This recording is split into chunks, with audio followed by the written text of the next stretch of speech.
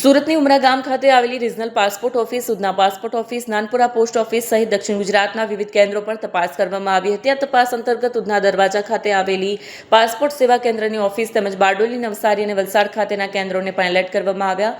તપાસના અંતે કંઈ ન મળતા તંત્રએ રાહતનો શ્વાસ લીધો. 27 ફેબ્રુઆરીએ બોમ્બની ધમકી મળ્યા. મેલ ભર્યા બધી તમિલ ભાષામાં શંકાસ્પદ મેલનો પગલે ઓફિસમાં કામ કરતા કર્મચારીઓ અને મુલાકાતીઓમાં ભયનો માહોલ જોવા મળ્યો. મેલમાં તમિલનાડુના એક સામાન્ય નાગરિક પર કોર્ટમાં કેસ ચલાવવાની તક આપ્યા વિના હત્યાનો આરોપ મૂકવો, કસ્ટડી ડેથ અને તમિલના રાજકારણ વિશે લખવામાં આવેલું છે. હાલમાં પોલીસે અજાણ્યા મેલ મોકલનાર શખ્સને શોધી કાઢવા માટે સાયબર સેલની મદદ લીધી છે. અત્રે ઉલ્લેખનીય છે કે અગાઉ જે ધમકીભર્યો મેલ મળ્યો હતો તે અંગ્રેજી ભાષામાં હતો, જ્યારે આ વખતે મળેલો મેલ સંપૂર્ણપણે તમિલ ભાષામાં છે, જેના કારણે પોલીસ ઊંડાણપૂર્વક તપાસ કરી રહી છે.